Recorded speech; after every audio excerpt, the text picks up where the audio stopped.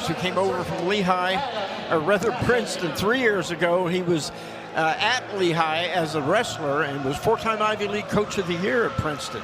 Oklahoma State leads this abbreviated series 3-0. So Stanford is 0-1 after a 19-12 loss to Utah Valley.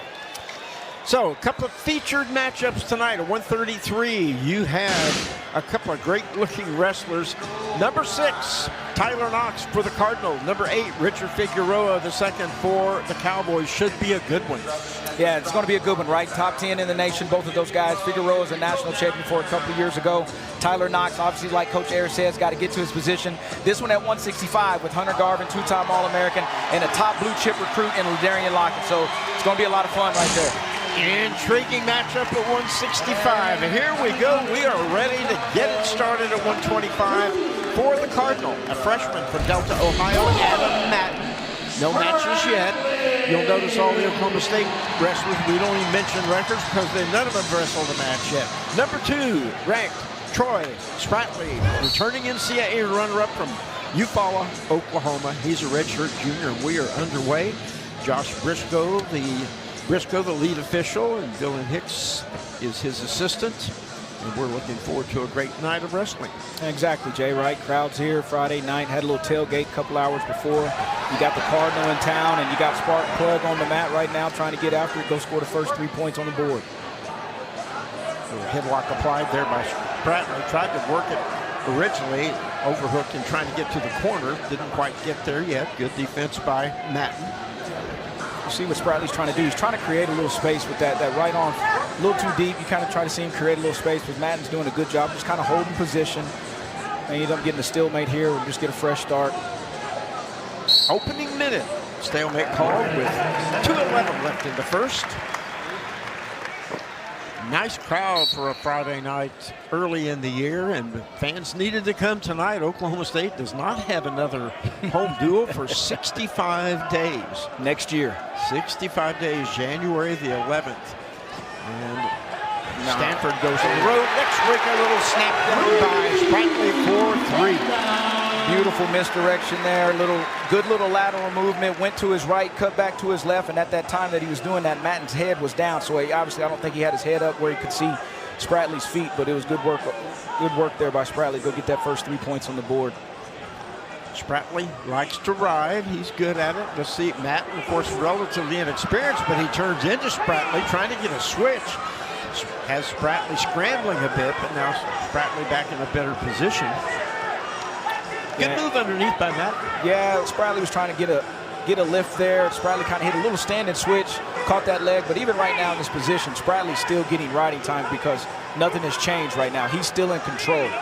He's up to almost 50 seconds right now on the riding time as they're off with 1:06 to go in the first. That 1:06, I believe, is the same number of seasons of Cowboy wrestling. I believe this is the 106th. I could be off a year. It's hard to count it the way they do it, but about 106 years. So long tradition, of course, at this school. Stanford's had some great tradition, too, with its wrestlers. Spratley pushes Matten away to make it 3-1. Riding time 52 seconds. Spratley back in on the leg. And Matten is scrambling. Goes to a double to Spratley. Now stack position. Spratley trying to clear the head.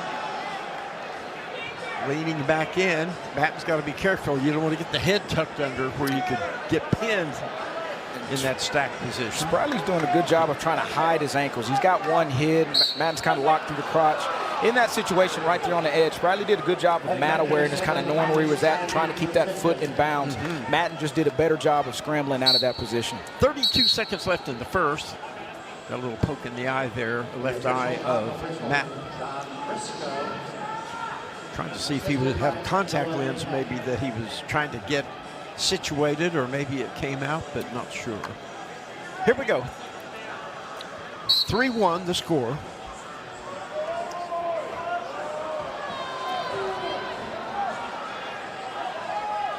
See if anybody gets in a shot in this last 20 seconds. Short time off the mat with 20. Stall warning against Matten. And Spratley's definitely been the aggressor. They've been Madden has been in on that I say he's been in on that single lady. He's been in that position a couple of times. Right. Spradley's pretty good here in this position with his hips. But it's good to see Matt come out and fire after getting a stall warning. That's got to help him. 5 seconds remaining. Doesn't look like there'll be anybody scoring here, and time runs out. Oklahoma State has a choice in the odd matches, so it's Spradley's choice. He chooses bottom. Let's see what Matt's strategy is on top. He's kind of a tall, rangy 125-pounder. Yeah, a little taller, a little lankier. He's pretty good in a lot of these scramble situations too. So let's see if he comes with any type of tilts on top. But Spradley's just doing a good job, just tripoding up, basic old tripod. Trying to trap the head is Spradley. Went for the reverse, didn't get that, but he does get the escape. Matt was wise to bail out of that. Yeah, it was one of those positions. There's another stall call there. Puts a point on the board for Spradley, but in that position there, Matt knew he was a little bit high.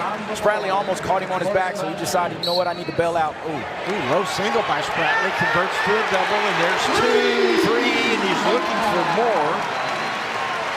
Lesson learned for you young ones out there, man. As soon as you put that foot on the line, when you're walking back to the middle, whatever your reset process is, so be it. But when you put that foot on the line, you better be ready. Right there. Yep. Spradley caught Matt and relaxing just a little bit, maybe huffing and puffing a little bit. But as soon as that foot gets on that line, you better be set, because especially on this level, you put that foot on that line, that official's gonna blow the whistle. Suddenly 8-1, and now. I don't believe he did not give an escape, so still 8-1. That was a little exclamation point. That's kind of what that was right there. What did Coach Taylor say, right? His message to the team was be authentic, score points. Be yourself, go score points. Spradley gives the automatic release, 8-2 on the board, 107 riding time for Spradley. Oh, nice little snap down there. There's 3, and suddenly it's 11-2. And riding time climbing. Right off of that 2-on-1. And Matten's out of there, making it 11-3. And just 39 seconds left in the second. Oh, Spradley around behind him again for 3 more. Looked over at Jimmy Kennedy, told him cut him one more time, try to get this other takedown here in 25 seconds, last 25, another. It's 4 takedowns for Spradley now, and it's 14-4 after the escape.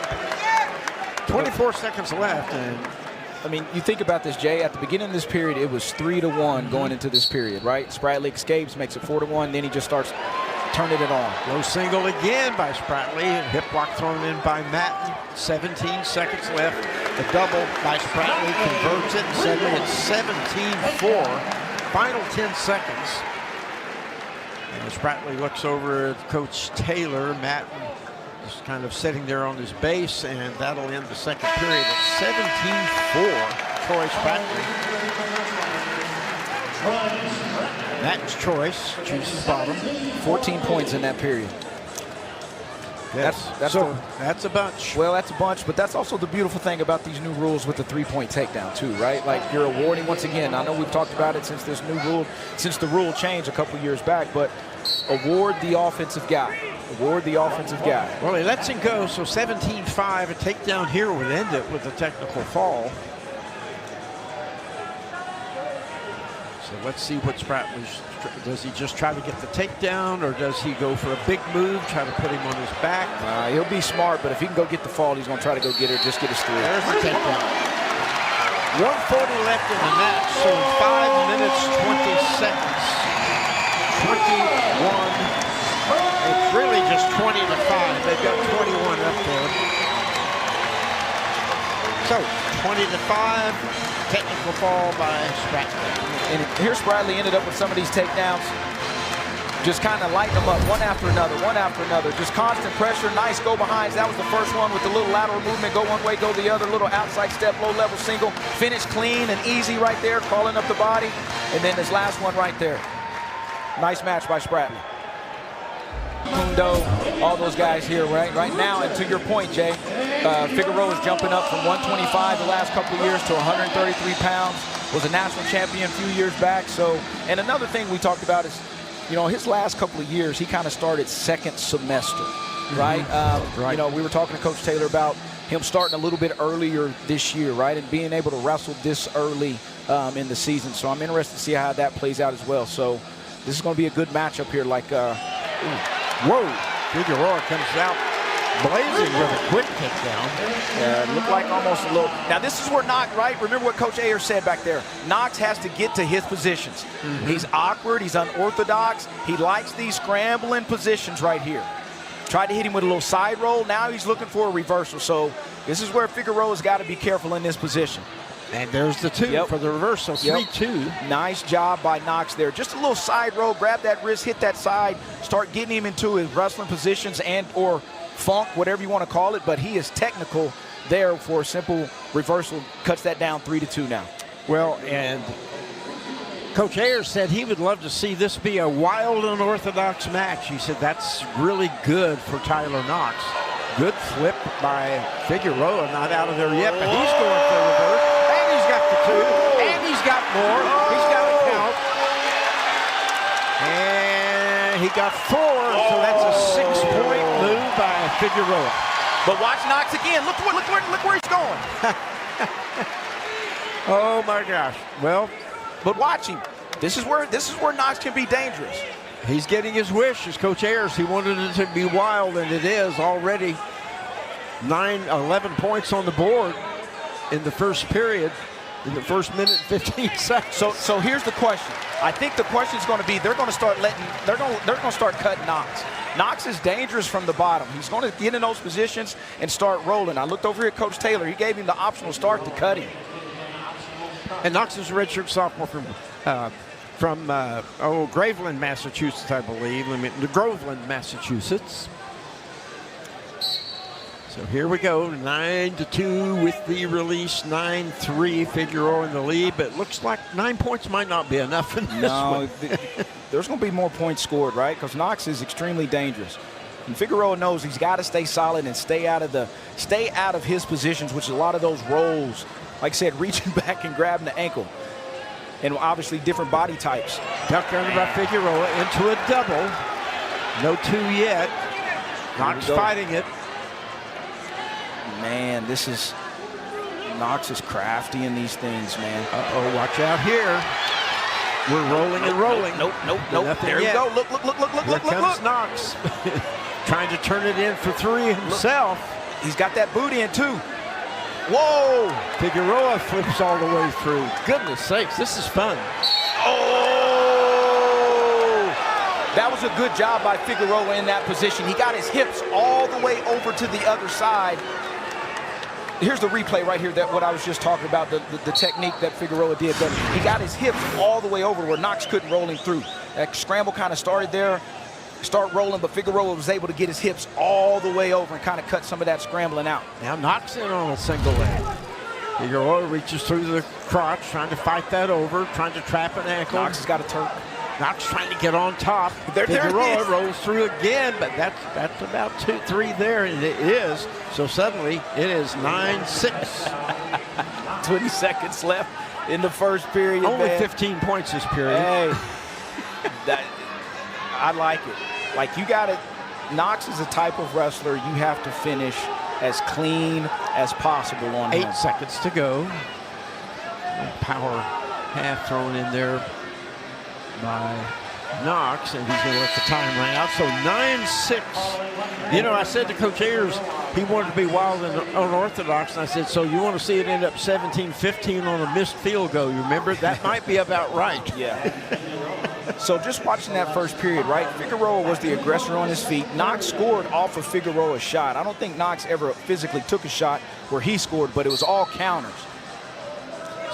So Knox deferred, Figueroa takes bottom. Watch out here, rolling and rolling and rolling. Figueroa's got to be careful there. Yeah, got to be careful not to get caught on your back when you try to turn in and roll. But right here, Figueroa coming again. Look at this. Look at this. Hooks up the left leg but can't get away. Look at this. I'm guessing conditioning could play a big role in this match because, boy, there's been a lot of energy expended. Well, conditioning, position, smart fundamentals. But I tell you what, Knox he puts you in these positions. Got both boots in. He's got his ankles crossed. Good pressure on Figueroa's back, working the power half there. Figueroa hooks the ankle of... Yeah, he's punching that half there on that Knox. side, too. We can't see it because their back is turned, but Knox he's is pretty close to getting the count. He's pretty close to getting the count. Yep. And he got a count right there. Got a 2 count, I believe. Count. Yes, that's 2. Yep. Suddenly it's 9-8. Goes right back to it. I like what Knox did right there. He went right back to that. He did not hesitate, went right back to that power half on that left side. Both boots in, really aggressive there, went right back to that. Good job by Knox in that position. So 9-8, Figueroa goes back down. Knox now has 50 seconds riding time. Figueroa had riding time earlier quite a bit, but Knox has been on top a good while here, and that could take the steam out of the man underneath. Well, like I said, Knox is dangerous, man. See if he tries to suck him back to his chest and try to score from there. What Figueroa's trying to do, he's trying to catch a foot if he can. But Knox is just a dog on top right now, man. He is very tough. Yes, he is. Riding time up to 113, still climbing. Figueroa looking for a way to get out of there and get some offense going. Oh, almost a reverse, but not yet. Hey, got the reverse. So it's 11-8 after the reverse. Riding time starts back down, but watch Knox here. Challenge brick thrown by riding time. Coach Ayers Yeah. from Stanford. So let's see if they're going to do a little video review here. So they're going to review that reversal in that position. As soon as that reversal happened, Knox was able to reach back and kind of go through Figueroa's crotch. So we'll see what Briscoe and Eck decide on this. One of the things you wonder about in wrestling, I don't mind the challenges or reviews because you want to get a call right.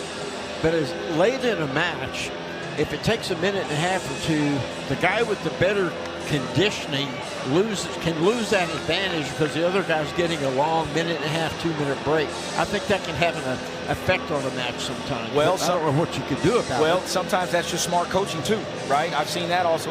You know, these coaches know this rule book upside down and inside out. And if there's a loophole or a way they can get around that rule, but also obviously their main concern is to protect their guy, they're going to do it. So this is the position right here that we're talking about on this reversal.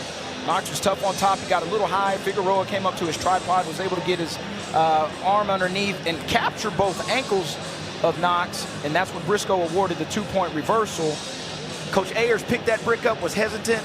He looked at Hayden a little bit. Hayden said throw it. He ended up throwing it out there. So that's what they're looking at right now. So either the score is going to be 11-8, or it's going to go back 9-8, and Figueroa is still down. Knox is on top. Have to add some riding time back on because they took it off when the reverse was scored, if the call is reversed. Well, and they also, Figueroa did get hit with a stall call because he was on the ankle as well. Yeah. So right here. Man, that's, I don't know. I've been wrong sometimes and I've been right sometimes, man. By the way, everybody knows about Oklahoma State's tremendous traditions, 34 NCAA team titles, 492 All-Americans, 145 individual titles. Stanford has had some really fine wrestlers, too. Of course, just a few years ago, remember Shane Griffith, NCAA champion, later transferred out of Stanford, but he was the one that raised a buzz at the NCAA tournament as Stanford was dropping the program, and he kind of was the impetus creating the buzz that got that program on the road to being saved. And then Matt Gentry was a great Stanford wrestler. Back about 15 years ago, NCAA champion. And you know, even here at the Cowboy RTC, you got Joey McKenna, which started his career at Stanford, ended his career at Ohio State University as well. You know who might be the best wrestler to come out of Palo Alto? Who's that? Dave Schultz. Dave Schultz, of course, was kind of a generational recruit coming out of high school, came to Oklahoma State in '78, finished third, transferred to OU because his brother Mark went there. He went to Oklahoma, finished up there, had to sit out a year under the old rules. And then this is kind of interesting. Think about this. Dave Schultz only lost 2 matches in NCAA tournaments. A wild, controversial match to Mark Shirella, and he got pinned by Ricky Stewart of Oklahoma State. And then he won against Mike Sheets 4-4-1-1 in criteria. So he wrestled really top people in the tournament. Of course, freestyle, he was a master at freestyle. And unfortunately, we lost him too soon. Just listen over here to Briscoe. He's going to take the reversal away, right? That was not a reversal, so Coach Ayers and them still have a challenge in their back pocket as well with this duel. They won't lose a challenge. They still have their same amount of challenges as dual start. So the score is going to go back to 9-8, and I think they said the riding time is 1:34. I thought that's what I heard him say. Wow, that's a little more than I thought it was. We'll see. I thought it was in the 120s. We'll see what they reset. That's big for Knox, 134. Yep, no reversal. Yep. So no reversal, scores 9-8.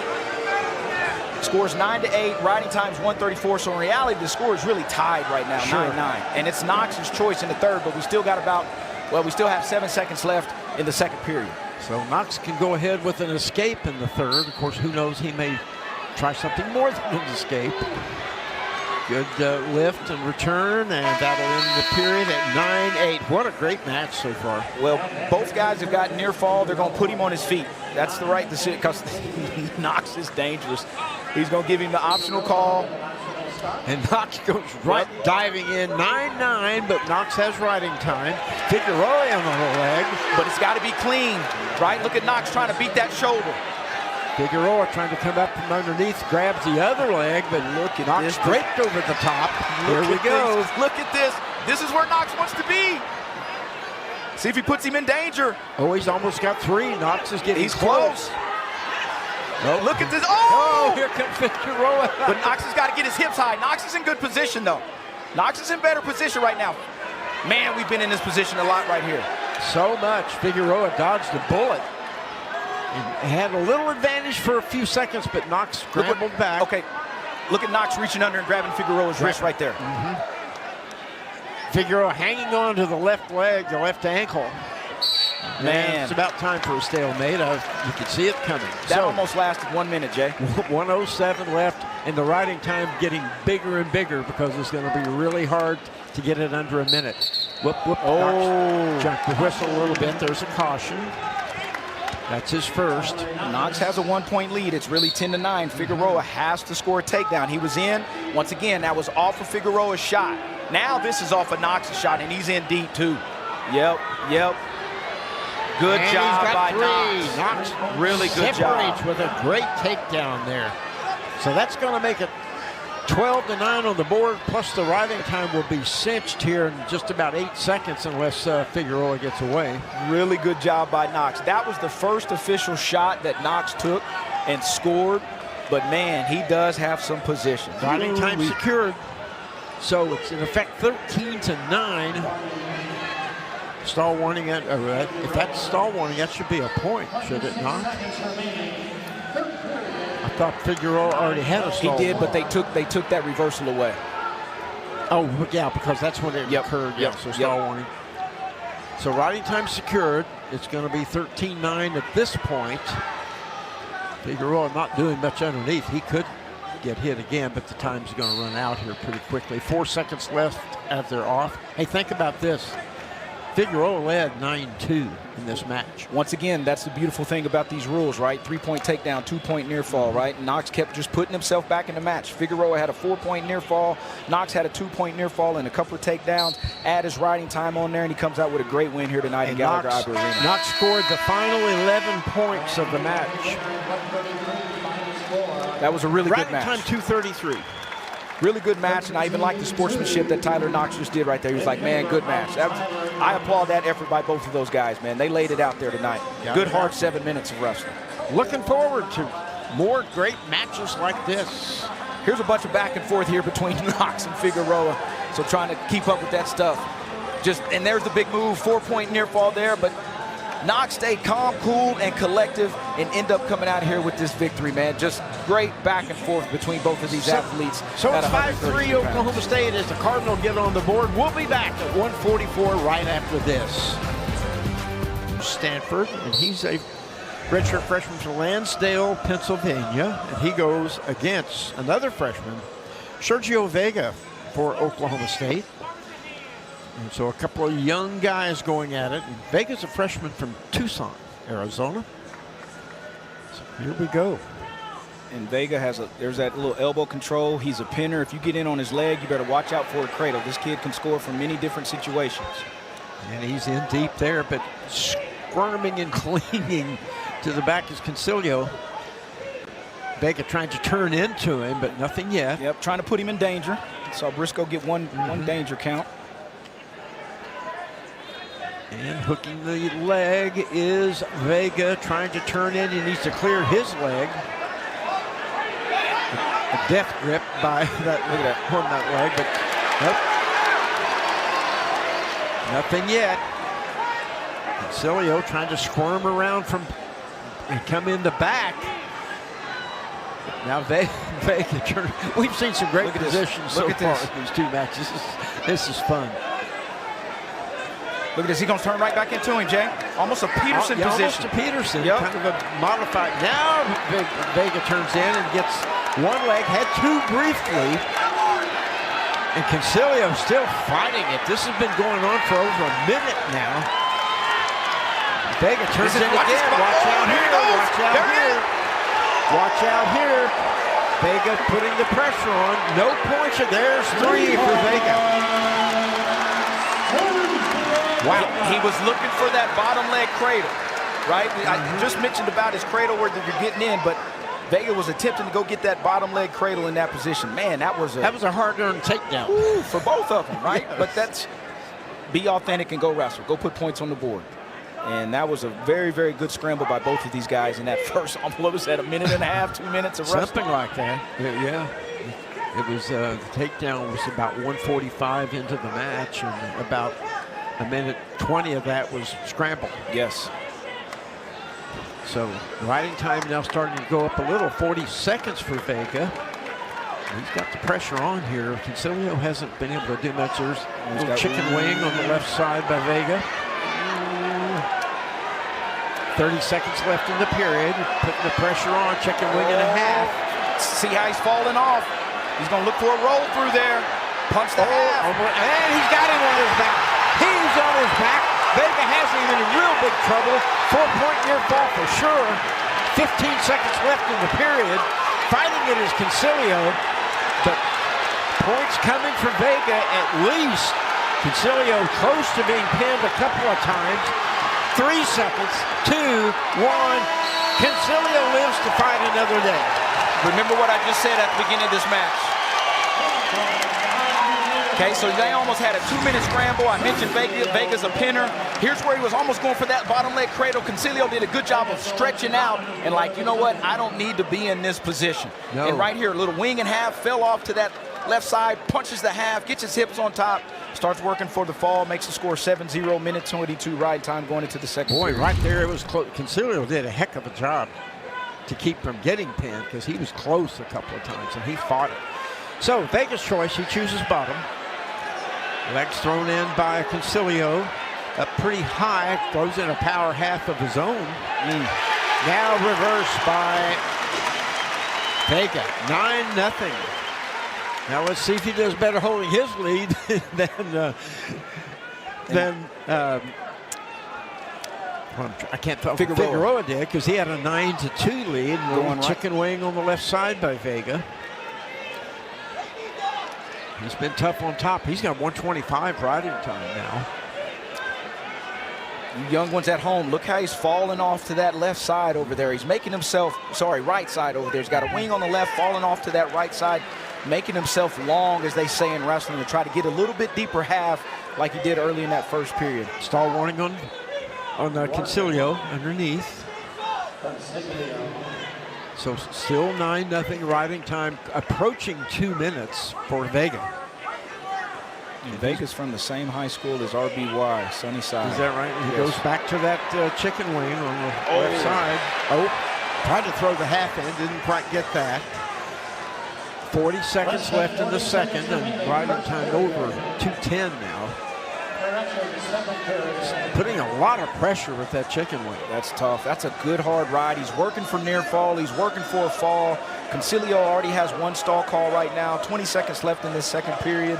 9-0, 2:26 of riding time, and that's climbing. Yeah, and reach back for a cradle. It wasn't there. It goes back to the chicken wing, and there's this penalty again. Second call, so that is 1 point against Concilio. So 10-0 now, final 5 seconds of the period. And as he rides it out, he has 2:46 riding time and a 10-0 lead. Boy, this got out of hand in a hurry after that long scramble. They had a 2-minute scramble right there, man. And what was awesome about the scramble, it all happened right in the center of the mat, right? You know, a lot of them will go out of bounds, but that bad boy kept going. And I tip my hat to Briscoe because he let them continue to wrestle because they were constantly moving. No one was stopping. No reason for a stalemate. Exactly. Yeah. So, still 10-0 as Concilio's choice. He chooses neutral. He had about all the fun he could stand underneath. So he's got to get something going. Needs a big move. You can't just win this by takedowns at this point if you're down by 10 plus riding time. Okay, here's already cinched, by the way. This is another good position for Vega. Watch how he try to work for this cradle. Reaches back through the crotch. And does he do a leg cradle ever? Nah, he's just going to cradle him up, man. He's going to go old school cradle if he can get it. There's 3 for Vega. So 13-0 after that takedown.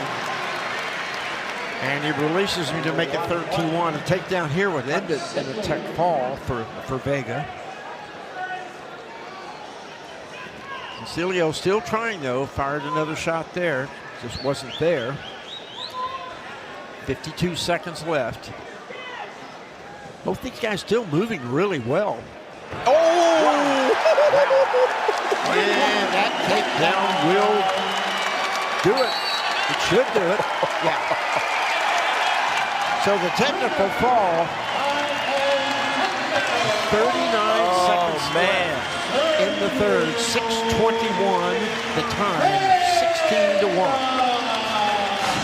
Man, watch this last little ankle pick by Vega here, man. Just change the level, heavy on the head, bop. Oh, and went inside with it. Okay, I couldn't see that. He actually went inside with the grip, not regular. Woo! So Oklahoma State leads 10-3 after 2 technical falls now. Coming up at 149, we got a couple of ranked wrestlers ready to go. Stay with us from Iowa State at 149. And after his all-star victory, he jumped all the way up to number 2 in the rankings. And Aiden Valencia comes out for the Cardinal. He's ranked 18th. And Swiderski's from Dundee, Michigan.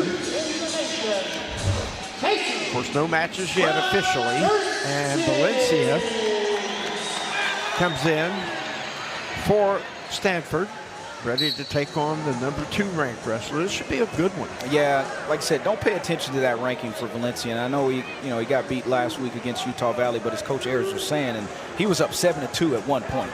Dude can wrestle. He's got 2 victories over world bronze medalist in Real Wood, so he knows how to wrestle. He's got a long list of accomplishments. He's a redshirt freshman from Morgan Hill, California, and he is in on the leg of Swiderski. He didn't get there's 3 right there for Valencia.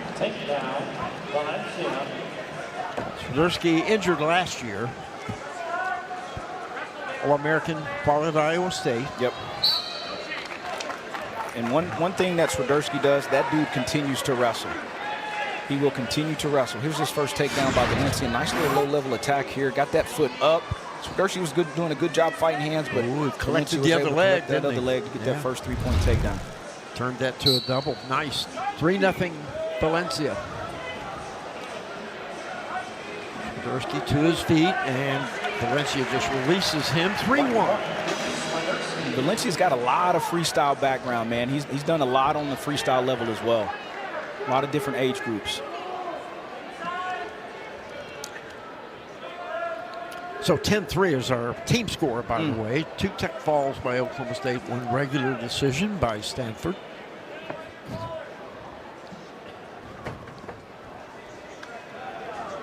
Good position by Valencia. Good position by both guys.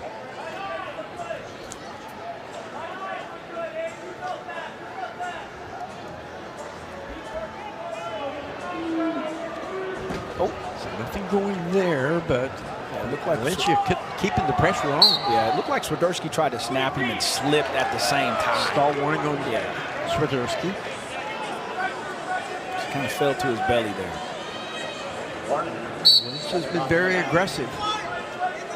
Paid off with an opening takedown. Ooh, almost had the ankle there, but Swiderski kicks away. And you can kind of see where Valencia's got different attacks, right? He's coming from the right, he's coming from underhooks. He used a little throw by in there. Yeah, this team is a fairly young team too, like Oklahoma State's is, and Chris Ayers is really excited about how this group can grow, what they can do by the end of the year. Get everybody healthy. They've got a couple of people still injured. Valencia's just continuing to stalk Swiderski. Swiderski's been one with his butt to the edge, and Swiderski's kind of throwing some body blows, right? And I say that with a lot of those snaps. He's hoping those will take effect here later in the.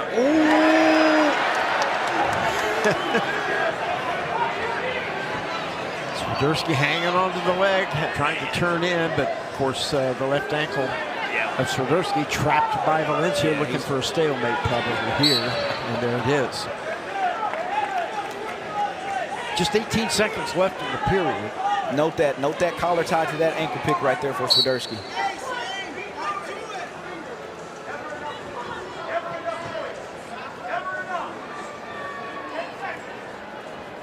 Eight seconds left. Shot by Valencia, not there. Swiderski counters.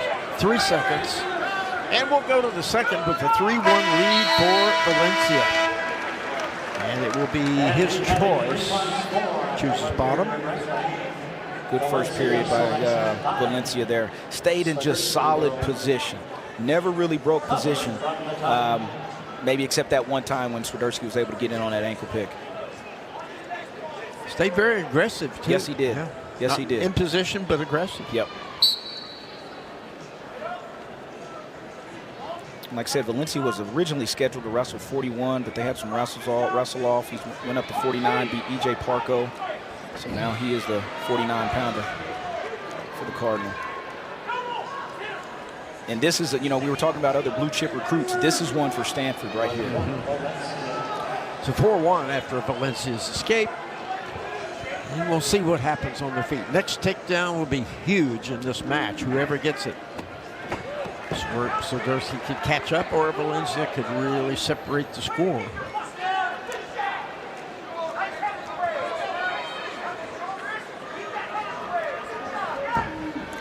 Oh, good action by both these guys. I'm telling you, attack, re-attack, attack, re-attack.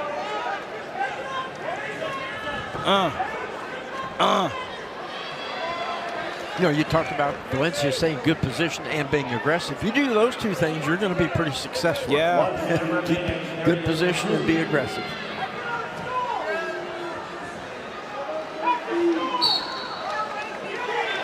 Oh. Warning against actually a penalty point against Swiderski, so that'll make it 5-1. Second stalling call. And had a warning in the first. So that could be a big point. That ankle pick by Swiderski. Oh, good job by Valencia there. Out of it, comes right really, in really good job. And gets the 3. Suddenly he's blown this match open. Really good re-attack by Valencia there. 8-1, Valencia. Putting the pressure on. 25 seconds left here in the second period. And you mentioned he was going to be 41. 141 was Valencia, then moved up to 49. He looks bigger than Swiderski to me. Yeah, he's moving well. He's got his height's good. He's got a broad upper body. 10 seconds left in the period. Valencia firmly in control of this one. At 8-1. And we'll go to the third 8-1. It'll be Swiderski's choice. 8-1 the score. 2 periods of wrestling. And assistant Oklahoma State coach Jimmy Kennedy says take bottom. Nice match so far from Valencia, man. I'm telling you, staying in solid position. He's really been the aggressor too, right? He's had a lot of attempts, had some nice re-attacks. Obviously, that's why he's got a 8-1 lead right now. He's controlled about all the positions. Yep. When there's something happening, he stayed right in there in control. Well, like I mentioned, man, don't pay attention to that number 18 ranking. It's probably 18 because he's a freshman, right? But His talent level is extremely high. And out of there is Swiderski, so that makes it 8-2. Riding time is only 51 seconds, so that's not a factor yet. Swiderski's got to be careful here on the edge. Headlock by Valencia. Boy, he's moving. Yeah, he's firing away. He's feeling it. Trapping that head. Yep. There's going to be another penalty. Yep. Got to be careful there on that edge right there. On Swiderski, because he didn't really make a big effort to get back inside. So 9-2 is the score. Oof. Clean. Picked by Valencia. Swiderski turns in to fight it. Valencia trying to get bonus points. Yeah. Not just win, get bonus. And there's the 3. So it is 12-2. And riding time will be over a minute just shortly, and with about a minute left in the match. So his 1 minute riding time came with 1 minute left in the match, and it's still climbing. They want him to get one more. And let him go. Yep, they're pushing him. So 12-3 on the board, plus riding time of 1:11 for Valencia. Really control this match from the get-go. He's controlled it from Jump Street, Jay. And he's continuing to be the aggressor, should we say. And final 30 seconds. See if Swiderski could pull off something to at least get out of the major decision deal. Because right now he's down by 10 if you count the riding time. And this is what Coach Ayers was talking about, right? He wanted him to wrestle a complete match. Felt that Utah, when they do Utah Valley, that he didn't wrestle a complete match. And you can kind of see the difference, right? And, you know, with the freshman, you're going to have some ups and downs. Obviously, you want consistency and you want them ready for March. But, you know, this is a big win for Aiden Valencia right here. Big win. And on the leg is Valencia, 6 seconds left. Might not get it, but doesn't need it. 1:11 riding time as it ends 13-3, the major decision, and that tightens the score up to 10-7. Yep. Oklahoma State with lead, but they have split these first 4 matches. So when we come to 157, we're looking forward to a really interesting match again with some younger guys. Come back. Big 12 now bringing this to you on ESPN+.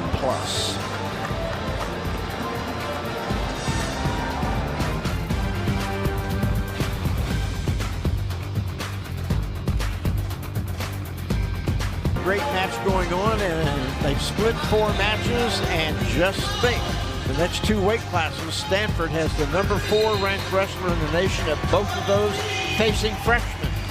Talented freshmen, but this should be very interesting. Daniel Cardenas for the Cardinal comes out here at 157, and Cardenas, as we said, ranked 4th, is a redshirt junior, and he's from where's he from? St. Michael, Minnesota. He goes against, that's Landon Robideau for the Cowboys. He is a freshman, and he's from St. Michael, Minnesota. Highly touted freshman, but again, first collegiate match officially. Yep. I tell you what, though, I like Robideau's walkout music. Pay the Cost to Be the Boss by James Brown out there, if y'all didn't hear that. Well, Daniel Cardenas, of course, watch this position. Scrambling is Robideau, trying for 3, getting close, and he's got it.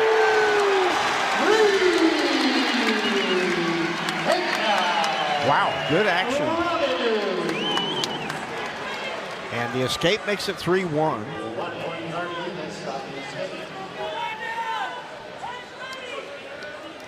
Cardenas, the redshirt junior, as we said. Good swirling takedown by Robideau there. He was moving really quickly. Yeah, Cardenas was an All-American in 2024. He redshirted last year. Robideau's just, I mean, I call him a little pit bull, right? I mean, he's stocky for the weight, strong for the weight, talking to Coach Taylor, right, just kind of getting a take on him a little bit from the film that I watched, just that he's pretty good in all these positions. And another, once again, blue chip recruit for whether it's the Cowboys and or the Cardinals. So, you know, he's out here wrestling the number 4 guy in the nation. Valencia obviously just wrestling the number 2 guy in the nation. So, you know, these young guys, these young ones are ready to wrestle, man. They are ready to go. And a lot of these coaches, you know, if you don't need the red shirt, we're gonna put you out there. You bet. And he's got off to a good start at least. Of course, long time to go in this match. 1:20 left in the first. So we'll see what happens as it progresses. Robidoux really good in those underhooks too.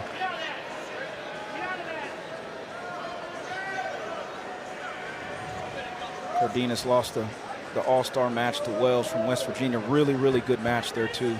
Wells bumping up from 49. He was an All-American a couple years back, redshirted last year. Cardenas, we mentioned, is a redshirt junior. He's from Arvada, Colorado, Denver area, Pomona High School.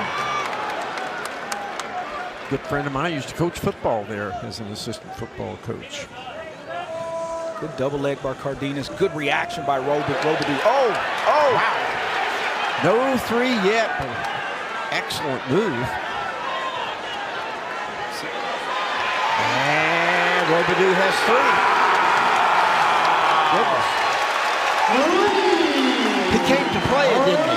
Well, hey, man, these young ones, they're looking for a little Eastern tilt. These young ones ain't to be messed with, man. You know, final 3 seconds, 6-1.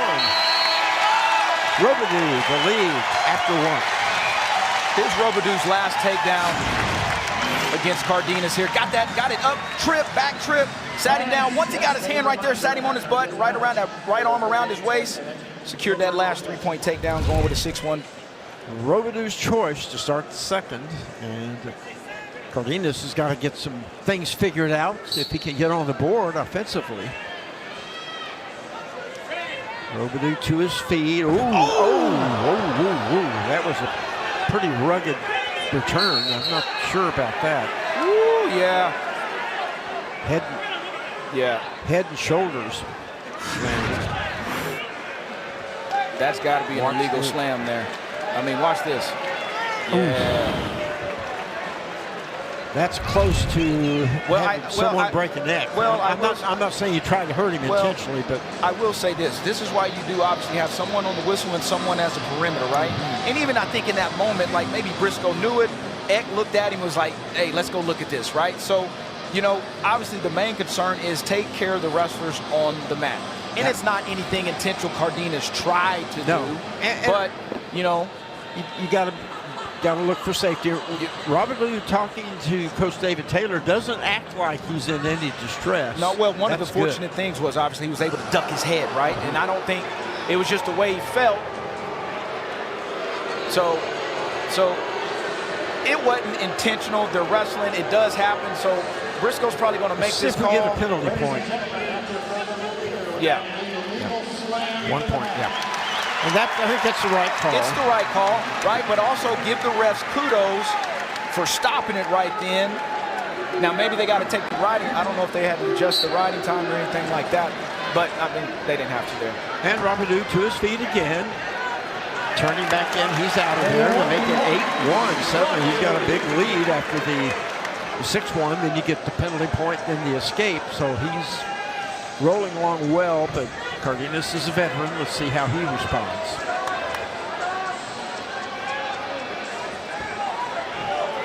He's crunching. He's got that foot, but Cardenas was able to get that out of there.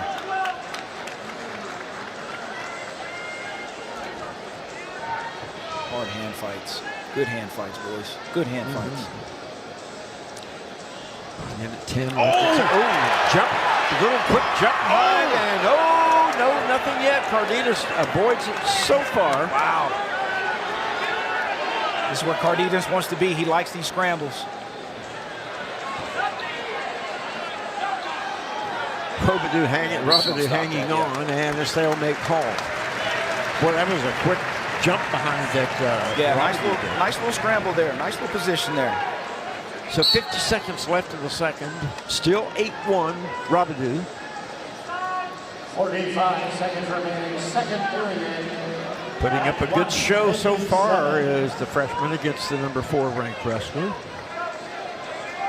And by the way, some people say, well, why isn't Robert Lee so highly touted? Why isn't he ranked? Why isn't Lockett ranked? Well, you can't rank an incoming freshman if he's never wrestled a collegiate match. Yeah, these guys are true That would freshmen. be a projection, not a ranking. Is supposed to be a resume to this point. As soon as you beat somebody ranked, then you get ranked. But as we always know, man, you still got to wrestle the matches, right? Absolutely. Throw them rankings out the window. Absolutely. You know, it is lovely to be ranked, but it's just a number, man. You still got to go out there and get your hand raised. And the time runs out in seconds. 8-1. We go to the third. It will be Cardena's choice. He chooses bottom. 8-1 lead. We got a little orange power, got the banana guys to the right, which we talked about earlier.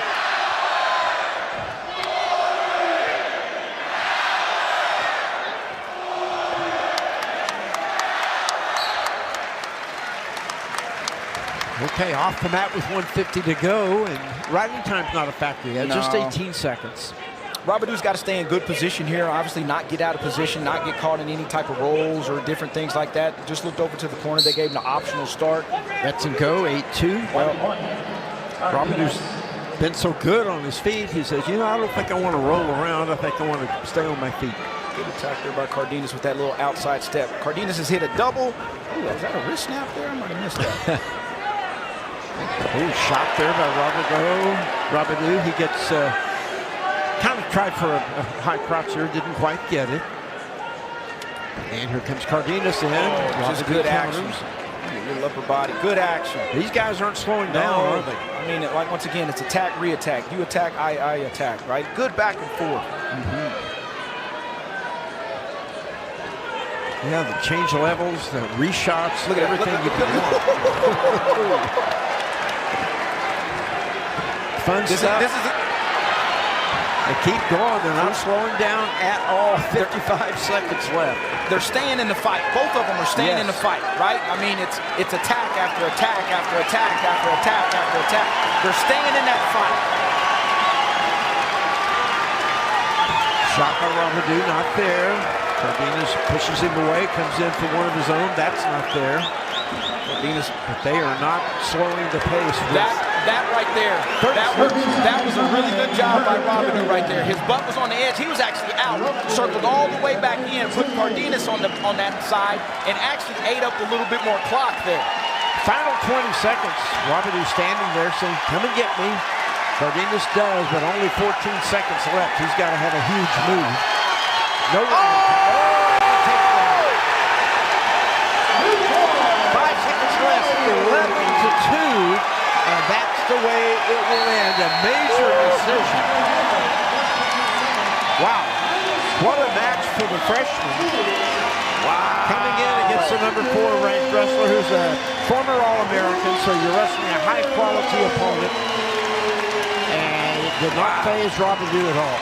Landon Robidoux, the major decision. Man. Some great highlights in this one.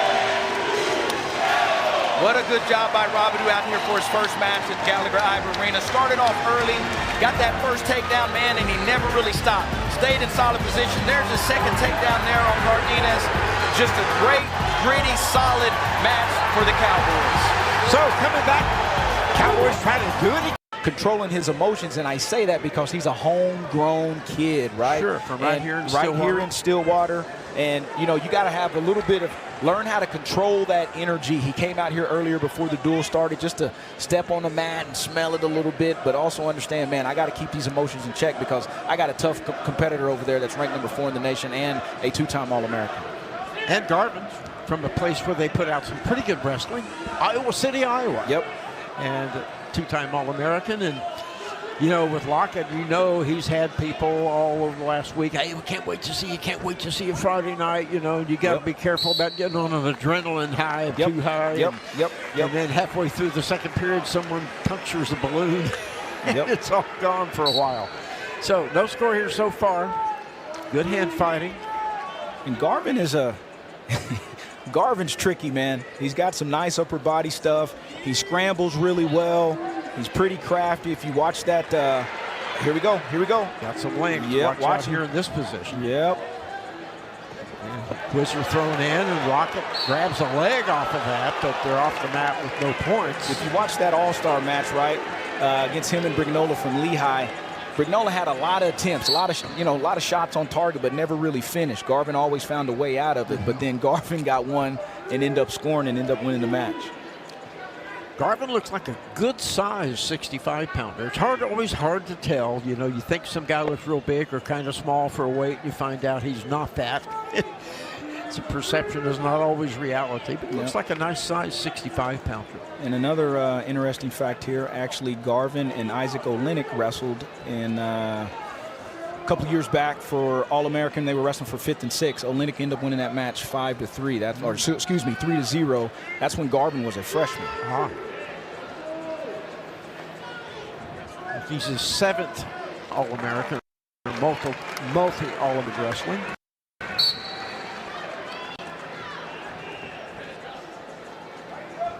So no score here. We're 2 minutes into the match. Nobody's been in serious attack mode yet. They're feeling each other out.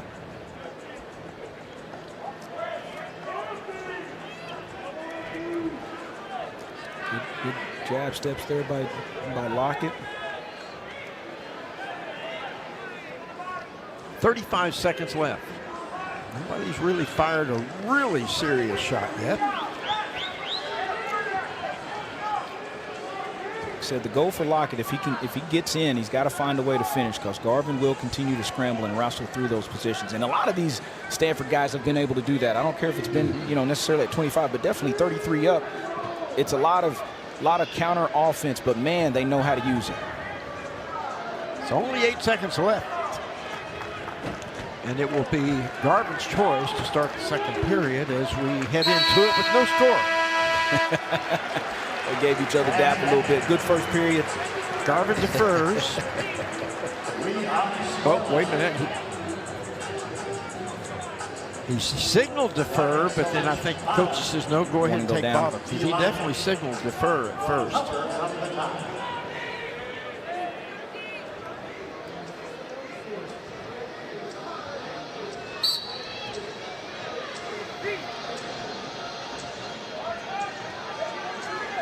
You know, this is really another part of Stanford's strong lineup. Obviously, you know, Provo's not wrestling. You got Knox, which is ranked. You got Cardenas, which is ranked. Garvin's ranked. Look, Norman's not in the lineup, but he's ranked as well. Another tough one, man. So Cardinal coming along, man. And like you mentioned earlier, Jay, they are an extremely young team, right? I mean, the Cowboys are an extremely young team, too. So a lot of youth out here. A lot of freshmen out here tonight. And, of course, you got some talented ones that watch out, watch out. Something maybe bad was about to happen to someone. Let's see. Let's see. They're off. No. So what Hayden Hidley's talking about is locked hands around there. I don't think the perimeter ref saw that.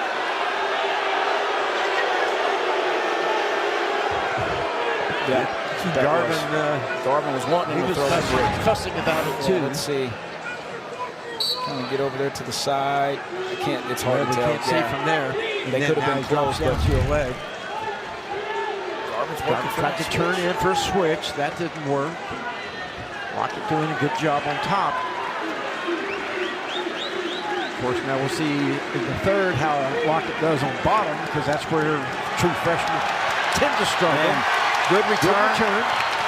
Went to try to go attack Garvin's wrist. He was able to roll that out, but his ride time's above a minute right now. Got a good tight waist going on the left side.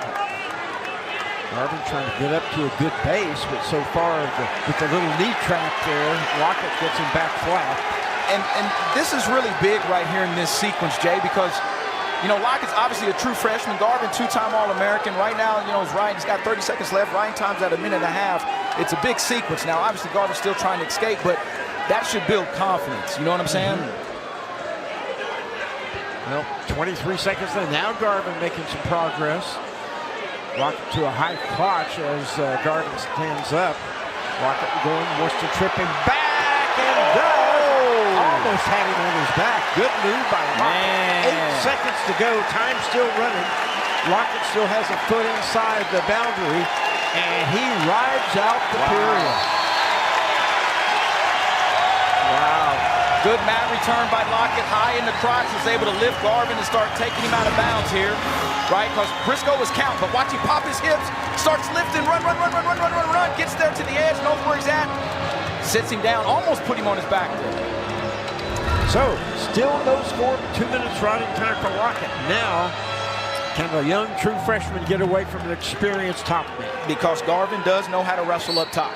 But it looks like he's going to do it. Optional start, but he doesn't release him. Well, now he does. Kind of surprising. Let him go early. I like Garvin let it go, clapped his hands. It was like, let's wrestle, man. You know, I dig that. So 1-0 plus the riding time. Obviously, Garvin says, I got to score anyway. On my feet, I want to have all the time to score that I need. No stall calls.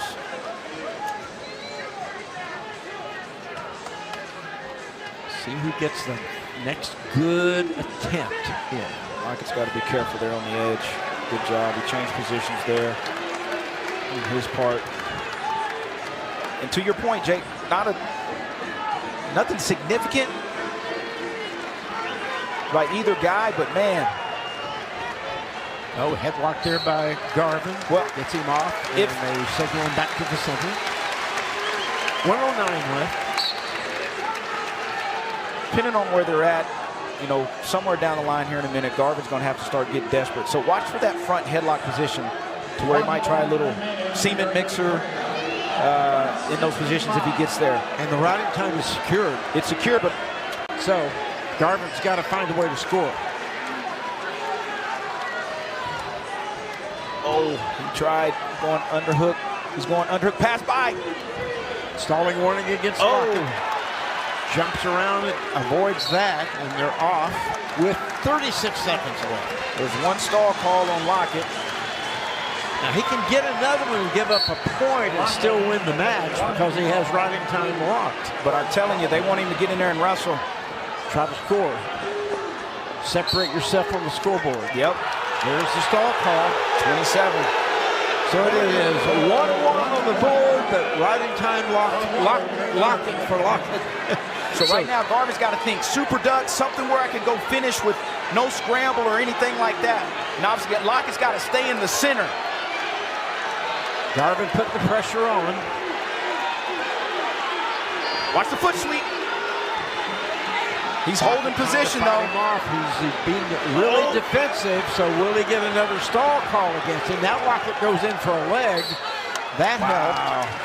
3 seconds left. That part right there where D kind of circled in and was able to grab the leg, chewed up about another 3 to 4 seconds for him in that position. He's in great shape now with only 3 seconds to go. And he holds on to win it 2-1. Whoa. Oh, no. Scared me. He raised up his hand. I thought they called another stall call, but he was raising up one for the riding time. So 2-1 Lockett. The score goes 17-7. Man, that was a good one. And we'll go to 174 right after this. You're watching Big 12 now on ESPN+. Colin Guffey, a redshirt junior, and Facundo is also a redshirt junior. Facundo is from Essexville, Michigan.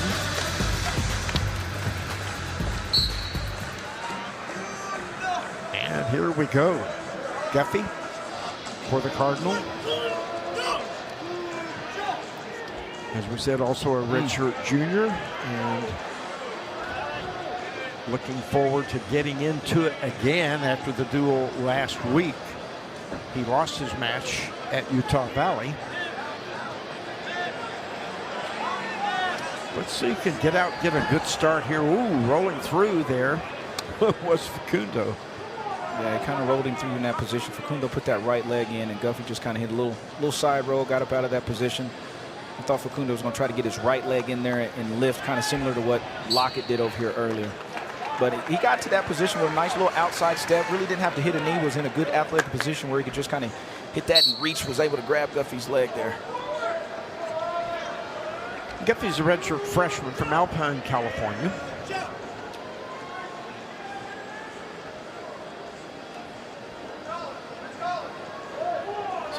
nothing yet.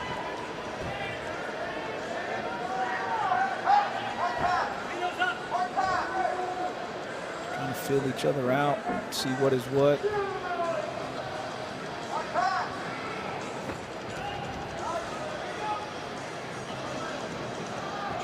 Facundo with that underhook there on that left side.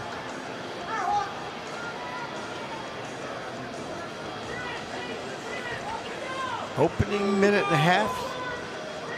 Nobody has come close to scoring yet.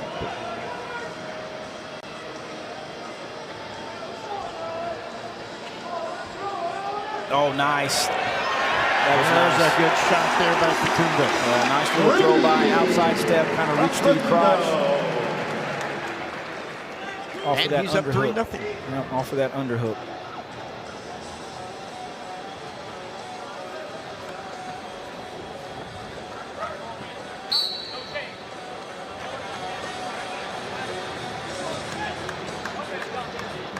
Here's that takedown by Facundo right there. Little underhook, reach, boom, trips. Securing that first 3 points of the match.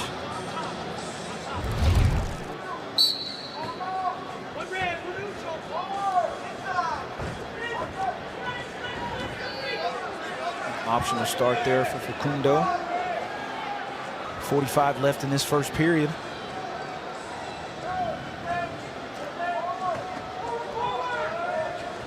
Oh, that was close.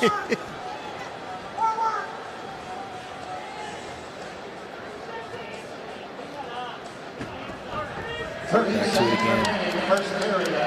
Back in on that leg after the early takedown. 3-1 lead, of course, for Facundo. Give up the escape. Trying for another one, and he's got it. 6-1 after his second takedown. 15 seconds left in the period. Good short time score. Yeah, good job by Facundo right there in that position. Was in there on Coffey's leg, was able to kind of shelf it a little bit, use his length a little bit, go grab that, I think it was his right ankle, kind of run him down a little bit. Almost looked like Coffey may have tried to hit a little dive roll in there, but I think Facundo was able to kind of put his hips on him a little bit there.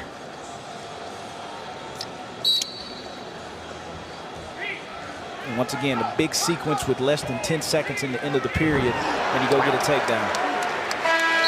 And he rides out for a 6-1 first period lead. Good opener.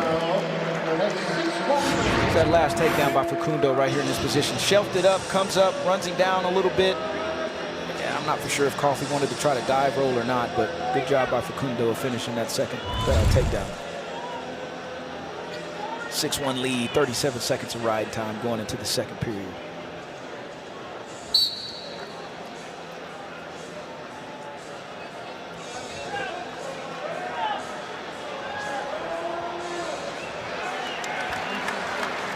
There's the escape. Goes up 7-1 with that one. Same position here. There's that little roll. There's that roll I think that Coffey was looking for over there that he didn't get.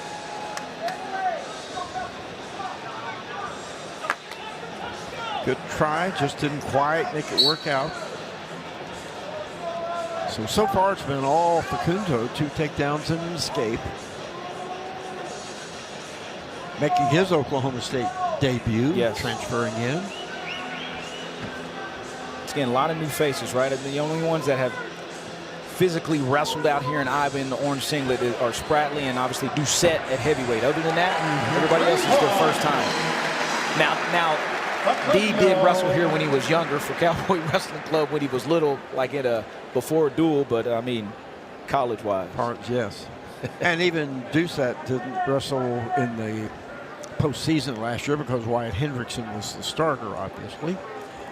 So Spratley's the only one that was in the lineup into the season. Now there's some others that could be, and you got T. Travis, and you got not sure Tegan Jameson's. I think maybe in January might be back to compete for a spot. So you never know.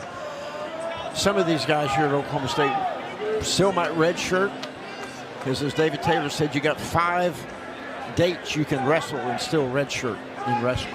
Yeah, you got 5 dates. You gotta have a deep squad, obviously, with the scholarships and everything right there. Guffey's Facundo's doing a good job. Short time out, can't see if he's got his grab. Ooh, Ooh. Guffey trying to do get something going, but got riding time against him. 5 seconds left. He's down 10-1 as the second period ends. We'll go to the third, and it will be Guffey's choice, I believe. Here's that other takedown Facundo just had, almost in that, went to the body lock. We've been here a lot. Stepped through, got that right leg in front that time, right? He kind of changed it up. The other ones he was kind of running down a little bit, shelved it. That one he went to his body lock, got the right leg in front. So Guffey chooses neutral. That did not work out as he's taken down. It's 13-1 plus the riding time climbing. 145 riding time now and climbing. So Facundo says, hey, I've got one bonus secured, maybe get more. It gives the release to make it 13-2.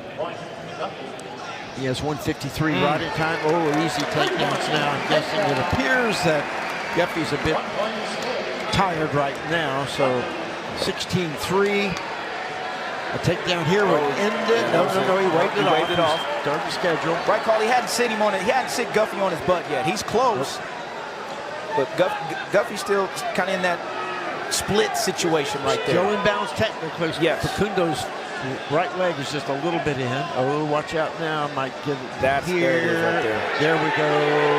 Not yet. There's the 3, and that'll end it with 55 seconds. So it'll be 6:05. The time on the tech ball. 19-3. Alex Facundo.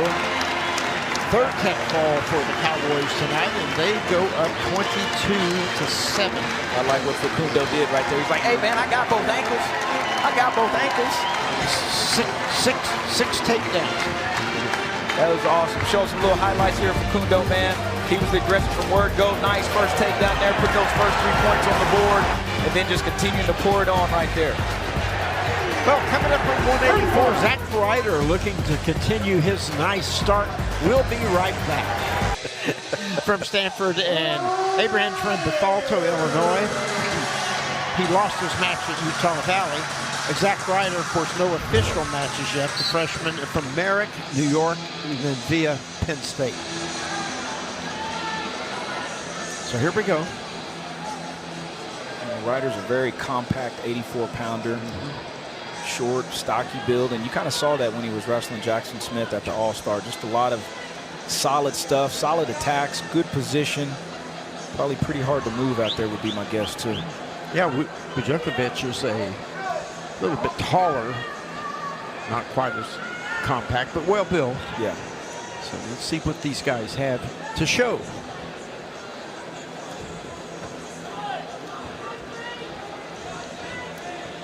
Ryder in that All-Star match had what? Did he have 3 or 4 takedowns? Yeah, he poured it on.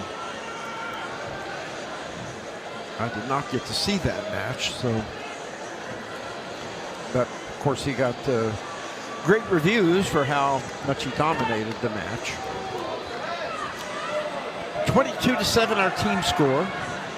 Both these teams on the road for their next action a week from tomorrow night. Stanford goes down to wrestle in Riverside, California against, well, I've gone blank on it. I had it in front of me and I lost it. But they're on the road in a dual match. Might be against Fullerton. Let me see. No, Cal Baptist. Cal Baptist. In Riverside. And then Oklahoma State is on the road for the National Duels in Tulsa next Saturday and Sunday, the 15th and 16th. Cal Baptist just picked up a couple of Oklahoma kids, top nationally ranked Oklahoma kids, and Legend Ellis from Coweta and also Kason Kraft from Coweta. And I think Munoz may still be helping out there. I'm not for sure. So no score yet. Nobody's had a serious shot in the first 2 minutes. A lot of hand fighting. Yeah, watching Ryder's All-Star match, man, his home base was that underhook. He did a lot of work off of that underhook with Jackson Smith. You know, he's tried to hit a couple single legs from this position so far today. Hadn't got one yet, but there's 40 seconds left in this first period.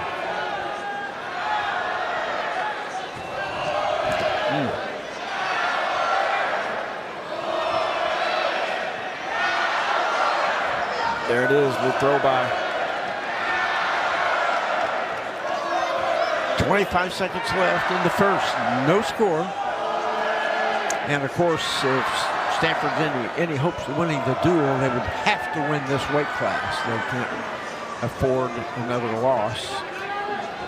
They would be, if they lost the decision, they would be down by 18 with only 2 matches remaining.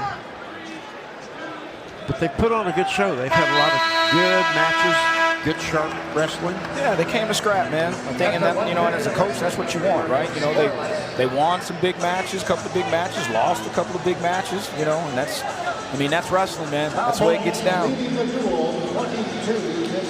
Ryder's choice to go bottom, actually, I believe, unless I missed it, I think Wojciechowicz deferred, I think. It was an even match, and then Ryder chooses bottom, turns in up and turns into him, still not loose yet.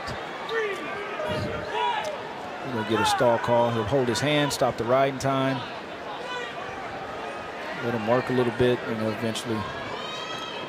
Yep. Wojciechowicz hanging on, and let's see, just stalemate stall warning, as you said. Wojciechowicz for hanging on there to the leg, made no attempt to move up. Nah.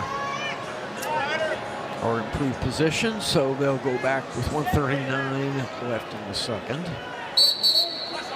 Whoops, caution on Ryder. Jumped a bit too soon.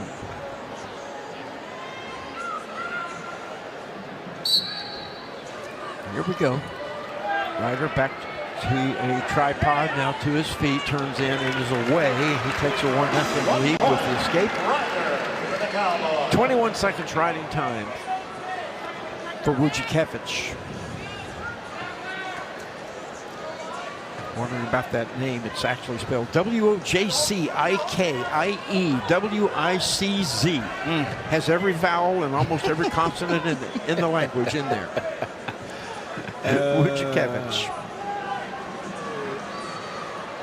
He's holding ground, man. He's right in the fight, you know. He is right in the fight.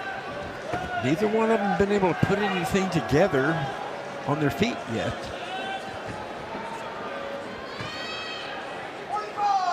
At 45 seconds left in the period.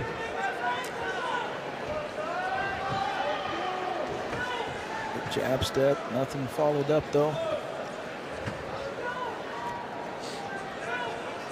A lot of collar ties, a lot of pushing and shoving. Yeah, look, moving well, but not really getting anything set up. Anything set up.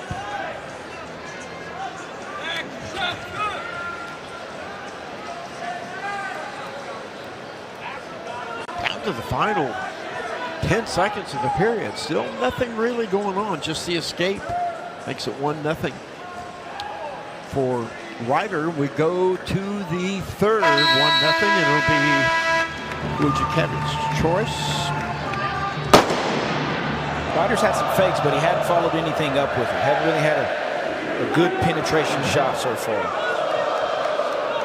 Well, does Ryder try to become a rider in this period, or does he want to go on his feet? We'll know quickly. Asked for instructions from the coaching staff. Wojciechowicz was told to take down and get up, and he's out of there in a hurry. So we're tied at 1. I like it. They're pushing him to go score, right? Sure. They're pushing him to go score. No riding time advantage either way. There's a little move by Wojciechowicz. Almost got around behind, the arm around the back, but not quite. There it is. Oh, Ryder now gets That was it. Good job. Good re-attack. Little flurry going. Now he's got to stay in that fight. Both of them's got to stay in that fight. Continue to look to score. Trying to pick up the pace. Neither, well, I backtrack on myself. Wojciechowicz does have a stall warning. Yeah, stall call. He was hanging on top. Obviously with 117. That would be big. Oh, now Ryder gets a leg. He's in, and there's 3. So 4-0 after that takedown. First big move of the match. Continue to jab, right? Continue to jab. Coach Taylor's telling him to cut him. Cut him again. Cut him again is what he's looking for. Letting him loose, so it's 4-2. Riding time, of course, not a factor. It won't be. Nobody can get a minute in this match. So Wojciechowicz could take the lead here if he could score. Takes a shot that's not there. Ryder's got to get back to that hook, see if he can get back to that hook. I like the pressure. And he snaps around. I was going to say Wojciechowicz is getting a little too much forward on the balance, pushing, and that just, you invite someone to pop around and counter, don't you, with that? But he's got to be aggressive. He's down with 19 seconds left. But like I said, this is the beautiful thing about wrestling. You still got to wrestle the match, right? This young man is in the match. He's right there. He's a takedown away. 10 seconds left. 4-2, no riding time, so real simple.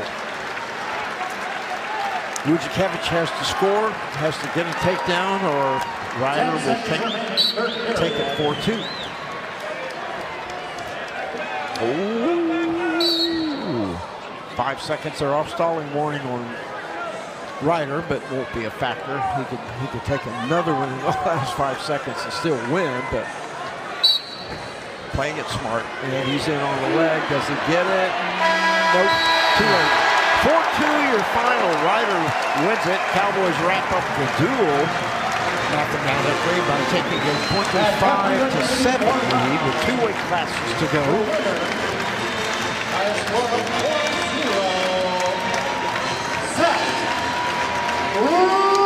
Here's that one takedown by Ryder off of that underhook, I think. Yep, a little high crotch there. Was able there, got there.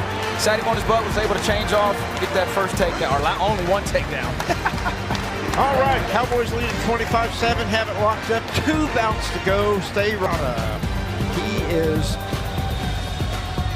a freshman, Pro Way, California, and is 1-0. He won his match at Utah Valley. He is a freshman, as Cardell said. Cody Merrill, the redshirt freshman for Oklahoma State, ranked 10th in the nation right now. He's from Gilroy, California. Highly touted recruit a couple of years ago, so this should be an interesting matchup. Sorry, man, I am laughing because I love this song. If you guys could not hear it, it is Everybody Was Kung Fu Fighting. Yeah, take them back.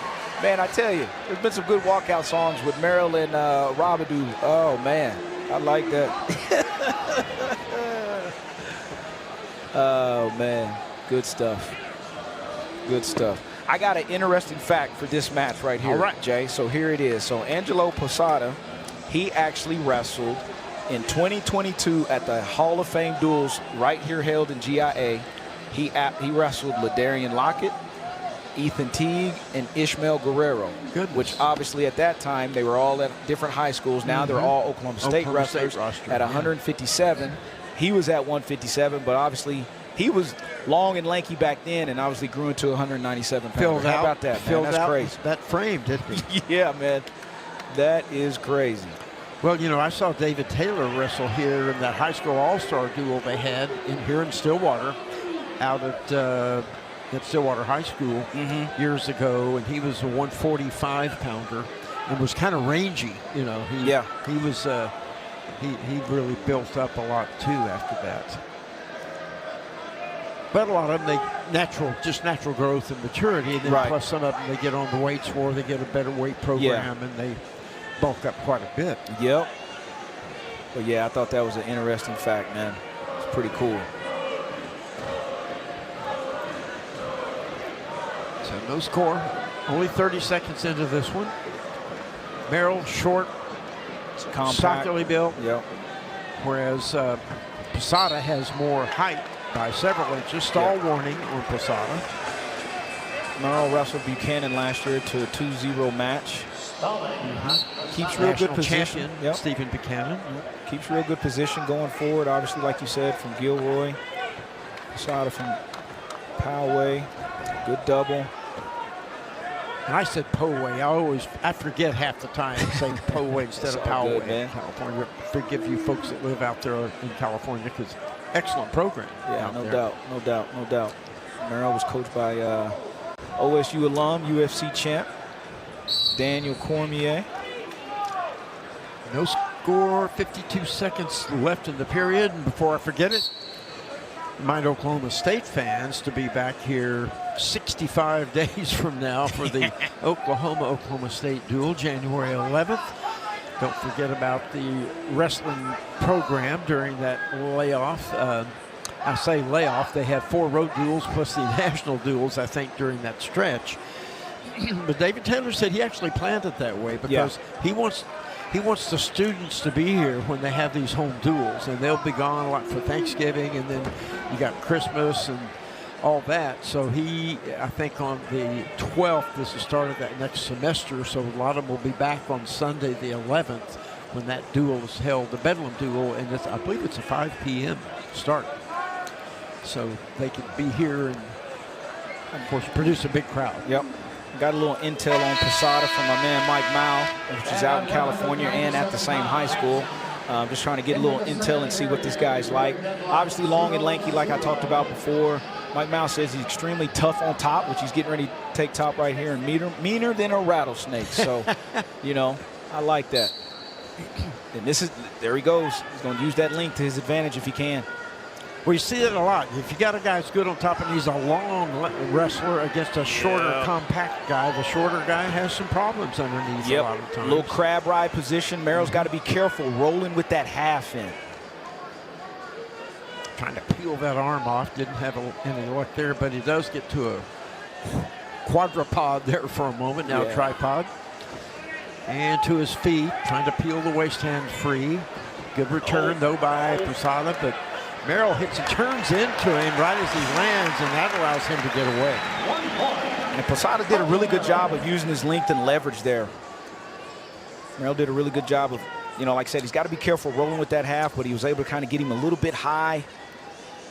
Get up out of there, turn and face him to get that 1-point escape.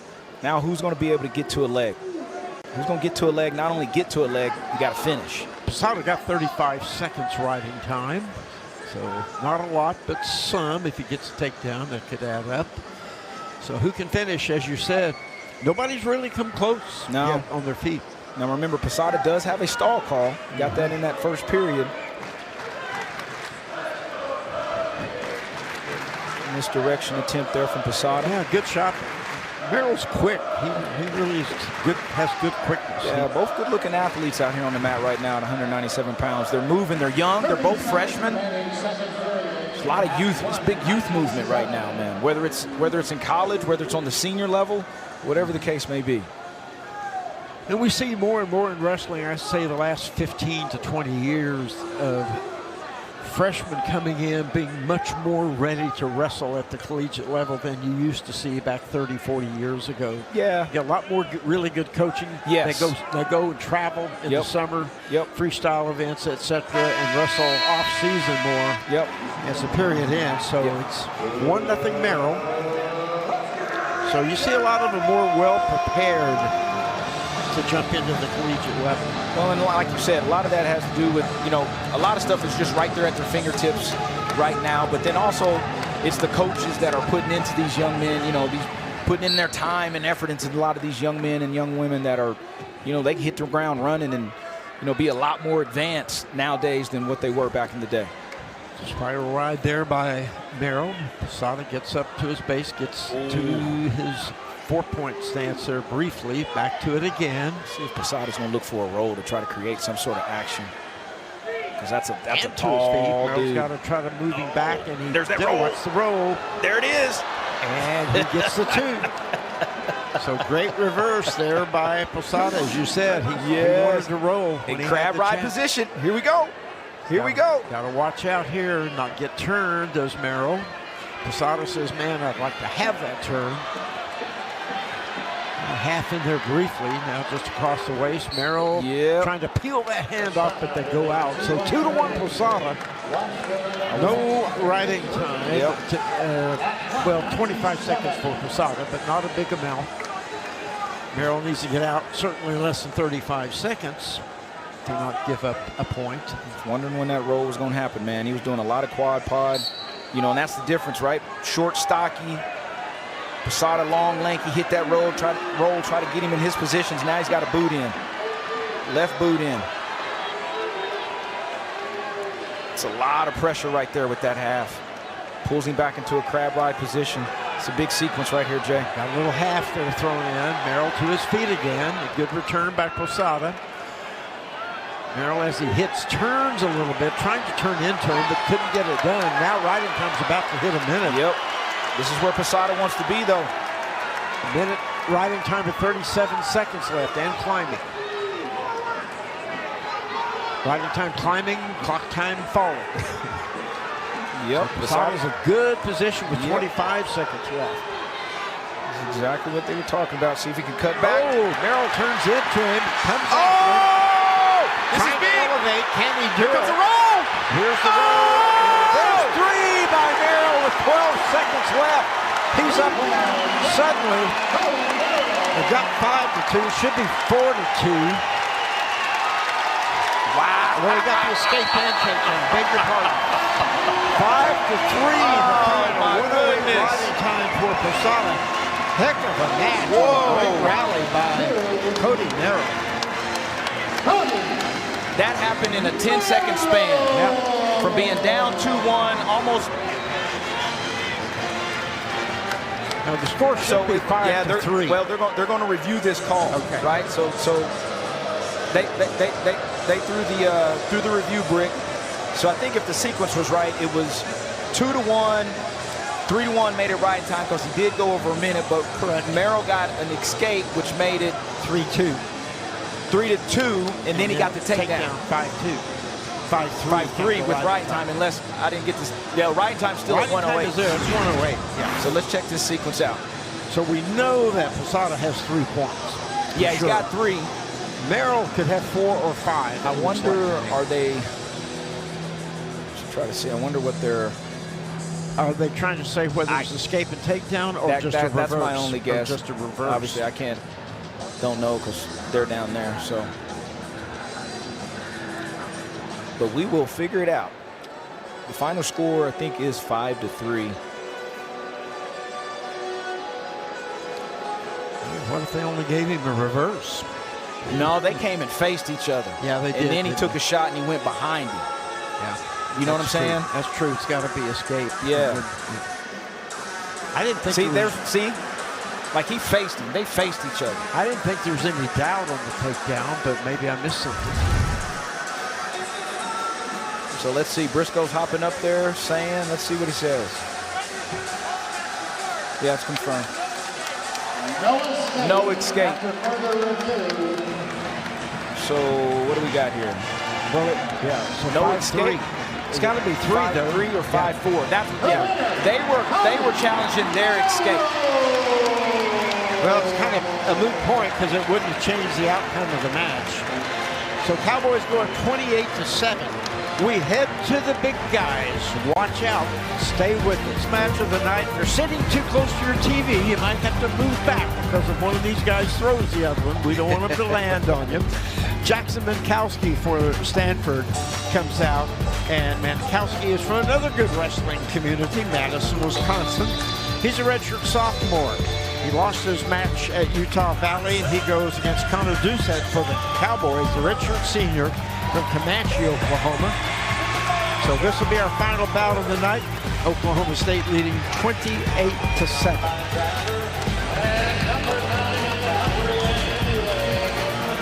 Got the big boys on the mat. Connor Doucette worked hard over the offseason to bulk up from a muscle standpoint, lose a little bit of extra weight. He wasn't really heavy, but he firmed up his body, as you can tell. And of course, the other focus he and the staff had was to generate more offense. That was been the tough thing for him, to fire enough attempts to have chances to score. Like you said, to that point, Jay, more shots on target, right? More shots on target. Because so many times in his matches the last couple of years, he would only have maybe one good takedown attempt. Yep. And if it didn't hit, you'd end up losing 2-1 or having to go overtime, and 2-1 or 2-2, 1-1 tiebreaker, and all that stuff. So yeah. And it's hard to get on the podium there at an NCAA, it is. man. You got to have some You got offense. to get to those legs. So I know that's a big emphasis right here for Doucette and the coaching staff, obviously. So see if he kind of continues to build off of that. That's the goal for him. And Mankowski is, as we said, from Madison, Wisconsin, redshirt sophomore.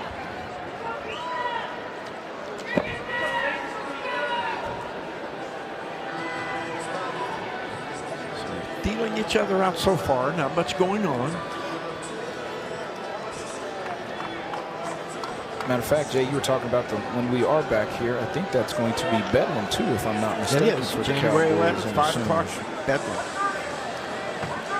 And that'll be a good welcome back for the students here on this campus, because they come back right when we're ready to start the semester and see one of their favorite matches. Yep. The home schedule has some really good duels. It does. Oklahoma here, Iowa, and some really fine matchups and good road matchups. Of course, at Nebraska will be a huge match. Nebraska right now on paper the second best team in the country behind Penn State. Yep. Oh, Doucette scored. There you go. That's a good sign for him. Of course, a lot of time left, but I'm not sure he had a first period takedown all last season. He's got to celebrate these little victories and take these steps, right? Absolutely. I think, like I said, you know, you're working out with one of the best heavyweights, obviously, in the nation last year, potentially the world, trying to get to that point. But, you know, you got to try to continue to put points on the board, because that's the thing. When you start wrestling in March and postseason and everything like that, you got to find a way to put them on the board, man, because that NCAA, that's a 3-day grind for sure. So a redshirt senior is Doucette. I always liked him. He's from Comanche. 9 miles from where I used to live when I was a kid. Back in the just day. south of Duncan, home of the great Ricky Stewart. Oh, watch out here. A little bit of danger there for Doucette, but he gets back on top. But this has obviously been one of his strong points too, right, over his years here at Oklahoma State. He's been a really good rider. Hard to score on, good on top, just had some difficulty generating offense, but he rides out here 101 riding time.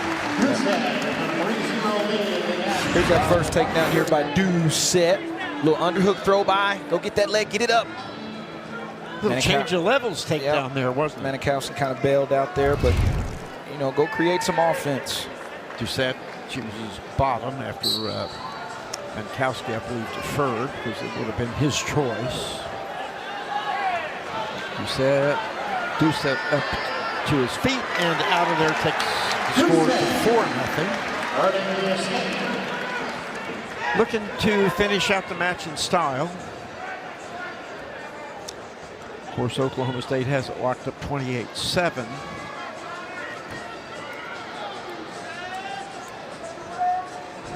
There have been some good back. Oh, back in on the leg shot again, and there's 3. Little down block attempt, went to re-attack, got Manikowski out of position, finished up on that high crotch.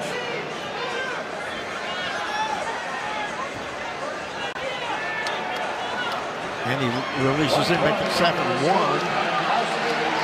And you know, easy takedown there. Oh!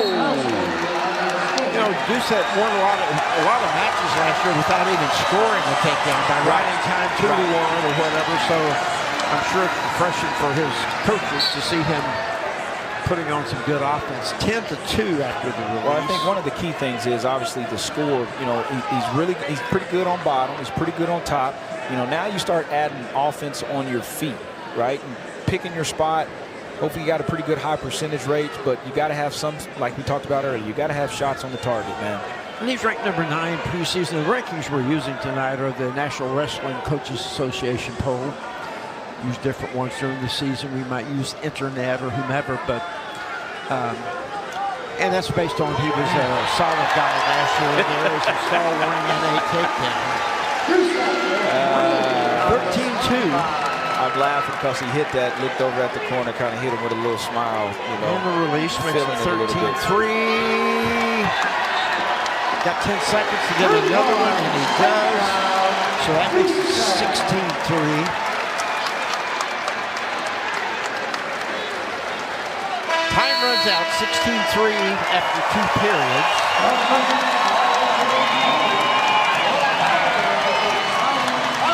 And it is, of course, the choice. Manikowski, he takes bottom. Doucette signals optional start.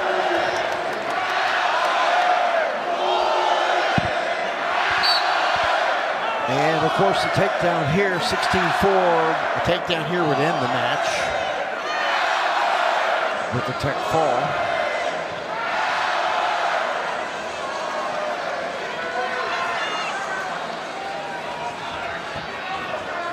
He also has riding time, which obviously won't matter in this one, but unless something crazy happens.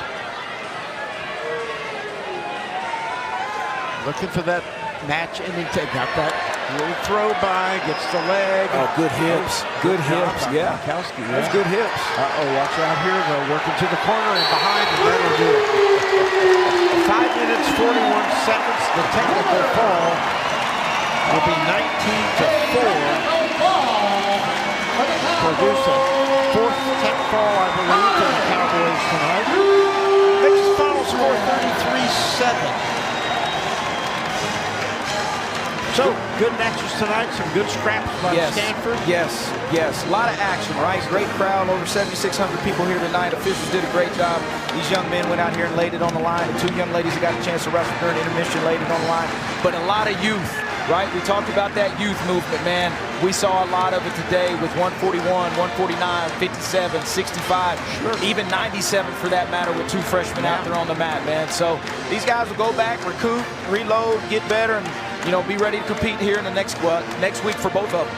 And both these teams are looking forward to building throughout the season because they do have such changeover in the lineups. A lot of young people in the lineups. You never know for the lineups out here tonight might not be the 10 people that are out there in March. Right. Don't know. So, thank you for being with us.